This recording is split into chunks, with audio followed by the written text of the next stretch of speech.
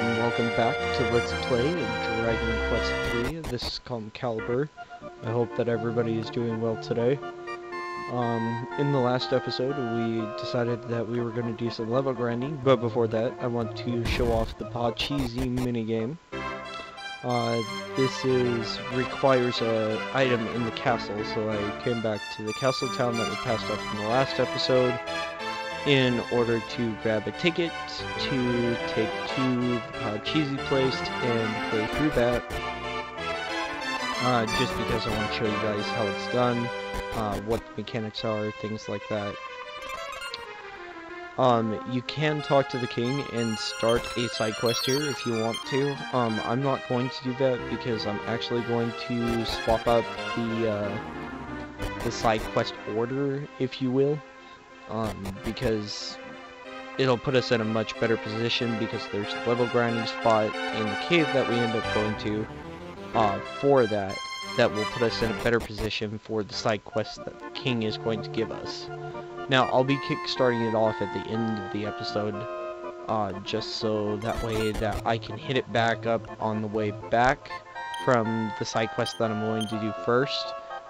Just to make things a little easier on myself, I won't have to do quite so much backtracking. But anyways, we get small metal number 5 in that set of pots there. You want to make sure to search the top barrel there.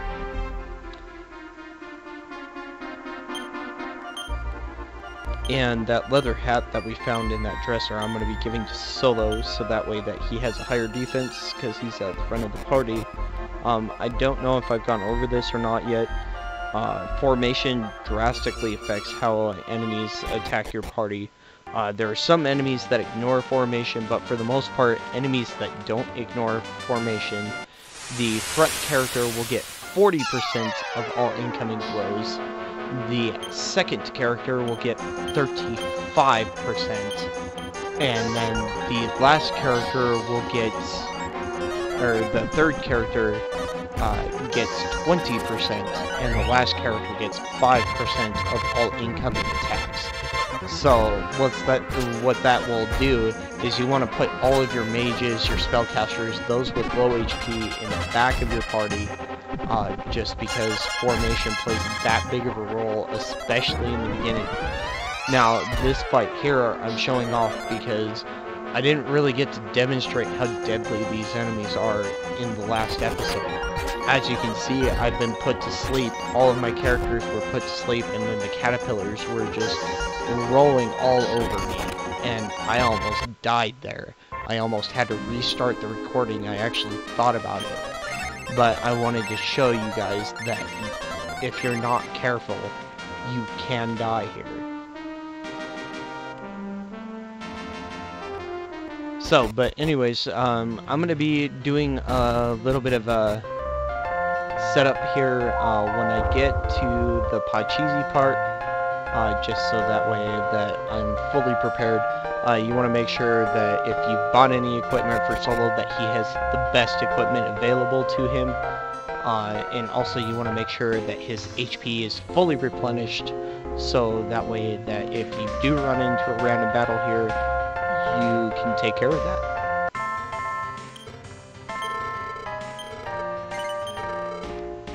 Alright, and we are back. Now the way that Pachisi works is you get the first character in your group, and that's it.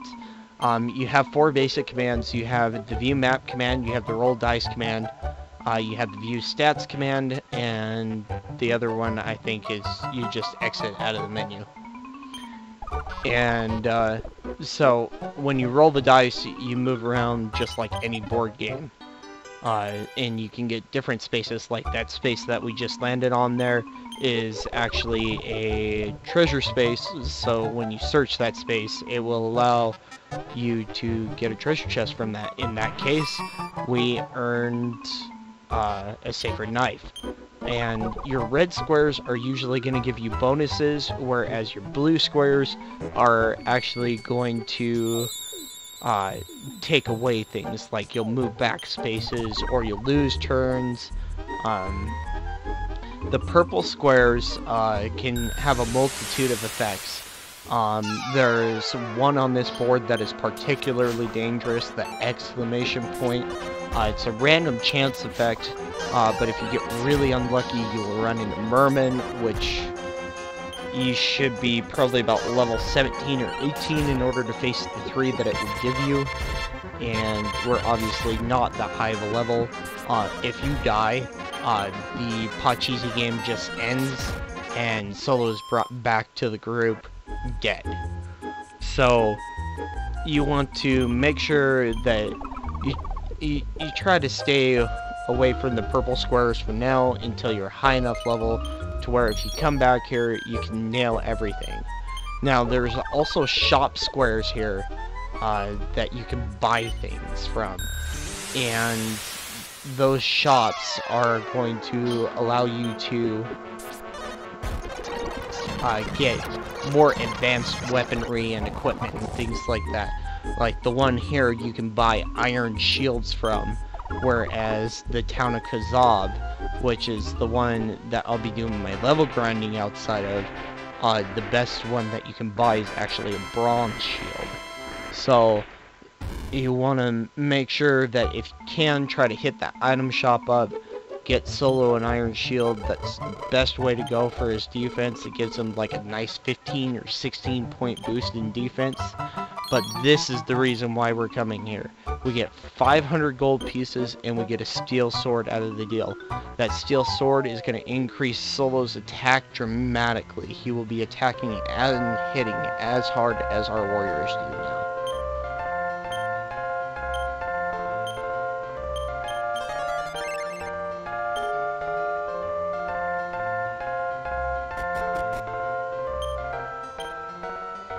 Alright, so, yeah, look at that attack power. He's got 58 attack power now. He's actually got more attack power than Alar does.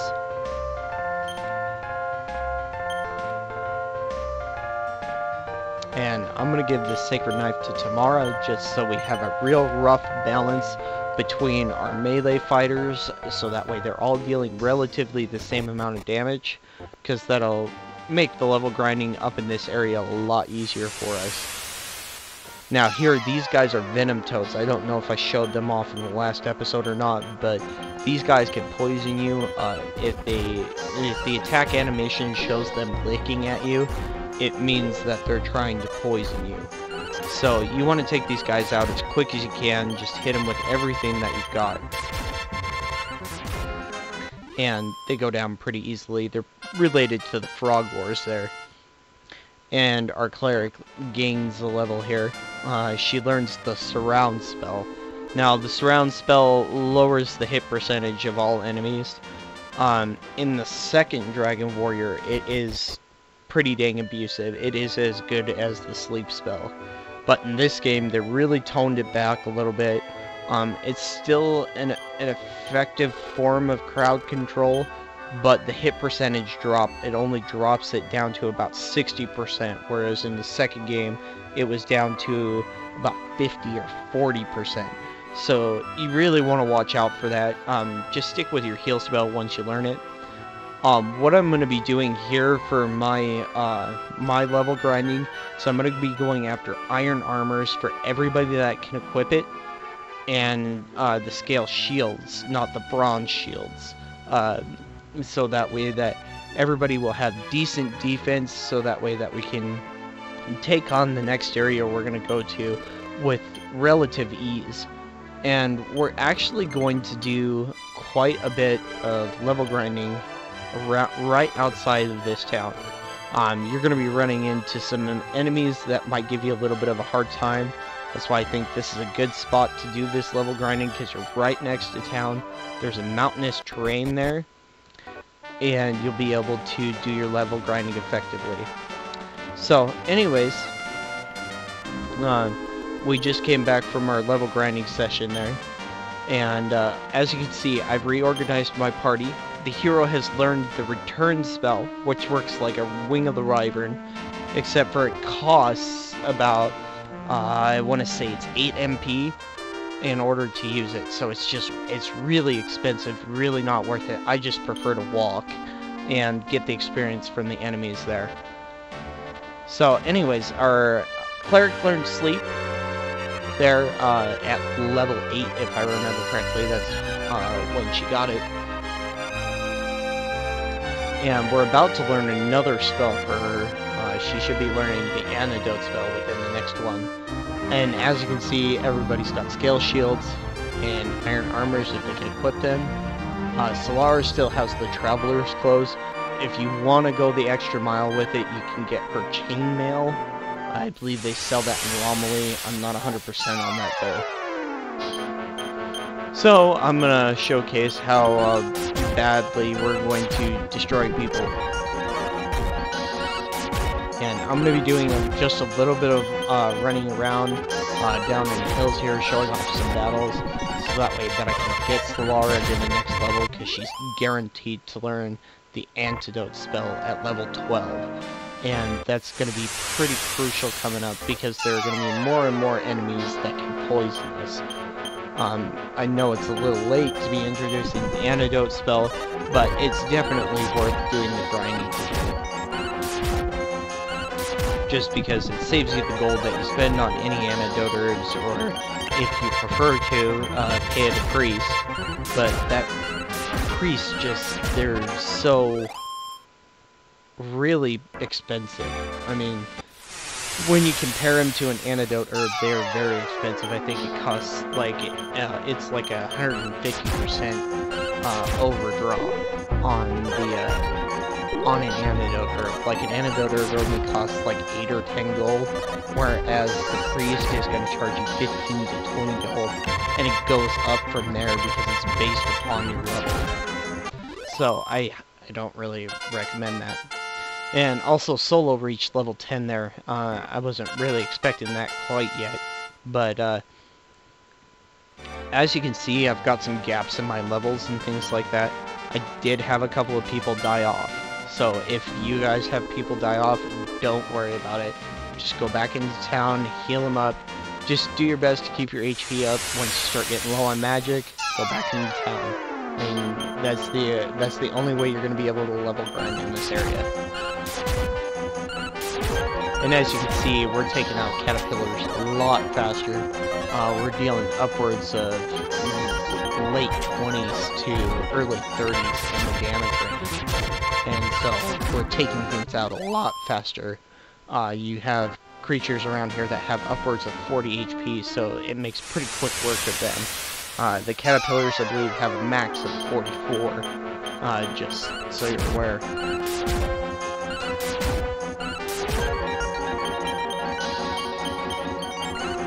So, but anyways, actually, it's been quite a while since I uploaded a video. I know it's been quite a while.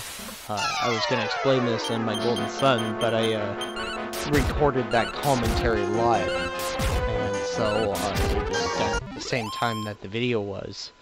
And my editing software, I use Windows Movie Maker. And yeah, I know that it's not the greatest thing in the world, but you know, it works for what I want to use. And the quality of the videos, I'm pretty impressed with. You know, for it being a basic freeware Windows program, it gets the job done. It makes a video. It allows me to record my narration. I can put transitions in between cuts.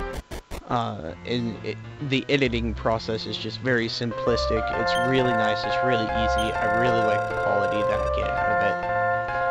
And I can convert a Windows Movie project to just about anything, from an AVI to a MOV to an MP4, and it's to an FLV. It's just really nice, the amount of compatibility that you have with this program.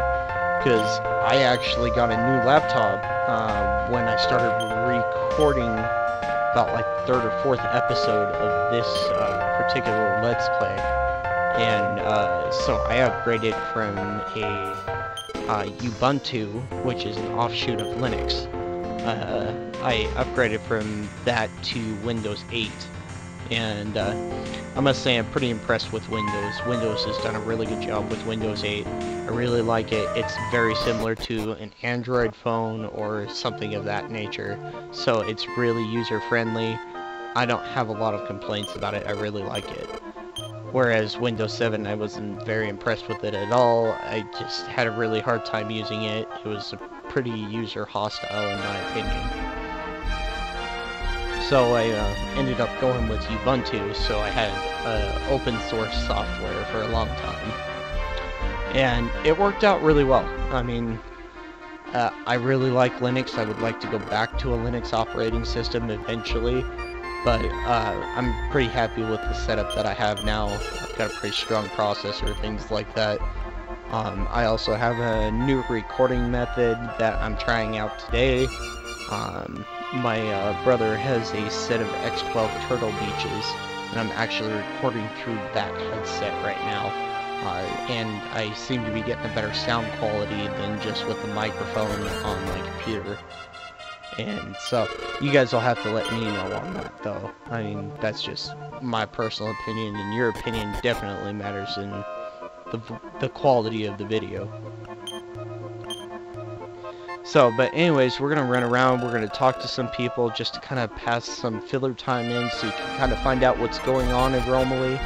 We're also going to pick up an item from this church that I'm going to be giving to the hero. It's called the Hard Heart, which is what we just picked up. It's going to increase his attack a little bit. It's going to increase it by 10. But the thing about it is it's also going to change his personality. There are several items that will instantaneously, as soon as you equip them, they will change your personality. In this case, it gives the hero the worldly personality. It's a more rounded class. It's not really a melee versus magic. It's a pretty well-rounded stat growth once you reach level 99. So once you there's a guide that I'll try to host. I'm waiting on an email from the guy who made it, so that way that I can host it on YouTube. But I use that personality guide to determine my future stats for my characters and what path I really want to take through the game. And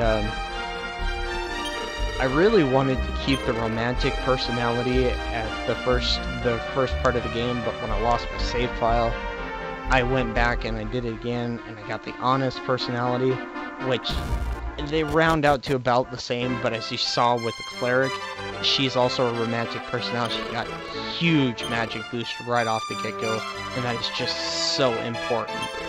But, I mean, by the end of the game, my hero will have more than enough MP in order to do what I want him to do. The only spell that will deplete his magic supply ever will be the Mighty Heal Us All spell. Not that that's really a spoiler, it's been in almost every Dragon Quest game since Dragon Quest II. And basically what it does, it heals all of your party members to full health. It's known as Omni Heal in Dragon Quest 8 and 9.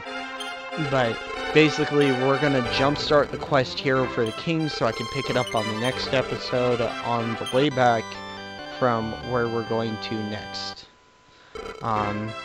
At this point, I'm actually going to be signing off for the day. We're at about the 20-minute mark, so I don't want to bore you guys too much.